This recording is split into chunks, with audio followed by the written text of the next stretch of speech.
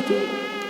এমন সময় সখীগণ রাধারানীকে বলছে, ওরে রায়, তোকে পাড়ার লোক কি বলে না কৃষ্ণ কলঙ্কিনী রাধে।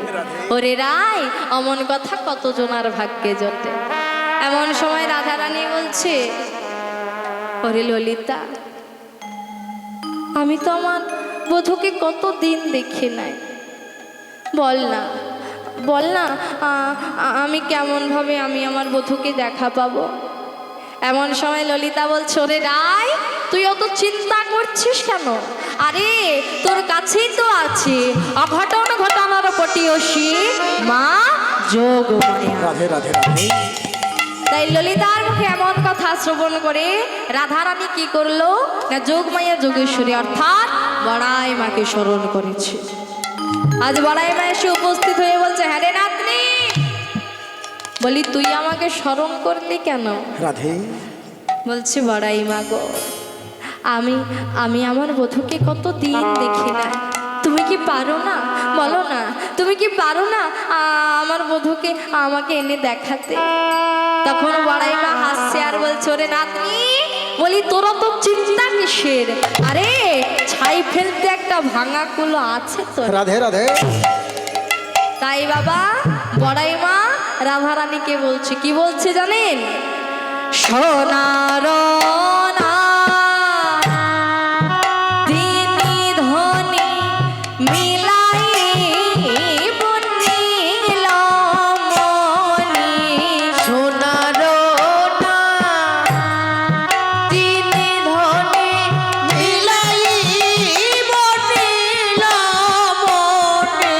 সোনার না তিনি ধনী মিলাই বনিল মনি।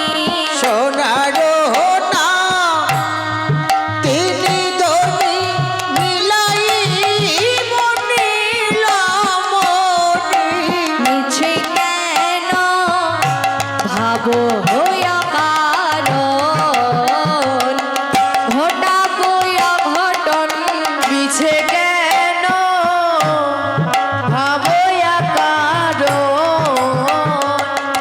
ঘটাবো অঘটন। মিছে কেন ভাবো হইয়া কারণ ঘটাবো অঘটন।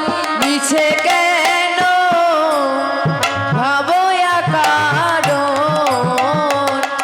ঘটাবো অঘটন। কালী পূজার ছল করে লয়ে যাব যথা হরি। কালী পূজার ছল করে লয়ে যাব যথা হরি। কালী পূজার ছল করে লয়ে যাব যথা হরি। কালী পূজার ছল করে লয়ে যাব যথা হরি। মনোবাঞ্ছা করা হাইব পূরণ হবে কৃষ্ণ দর্শন। মনোবাঞ্ছা করাইব পূরণ হবে কৃষ্ণ দর্শন। মনোবাঞ্ছা করা হাইব পূরণ হবে কৃষ্ণ দর্শন। মনোবাঞ্ছা করাব পূরণ। হবে কৃষ্ণ দর্শন।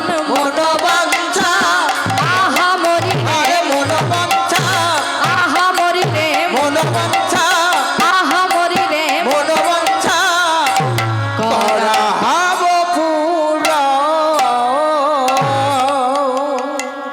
বলছো রে সোনার নাতনি, তুই অত চিন্তা করিস না, আমি তো আছি। কালী পূজার ছলনা করে নিয়ে গিয়ে তোকে হরি পূজা করাবো। এই বলে রাধারানীকে বলছো, রে রায়, তুই এখানে একটু দাঁড়া, আমি তোর শাশুড়ি মায়ের কাছ থেকে অনুমতি নিই। রাধে রাধে।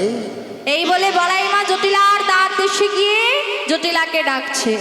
জটিলা, ও জটিলা, জটিলা। জটিলা কুটিলাকে বলছে, দেখ তো কুটিলে দাদিকে আমাকে ডাকে। ওমা বল। ওমা সেই বড়াই এসেছে গো মা, বড়াই।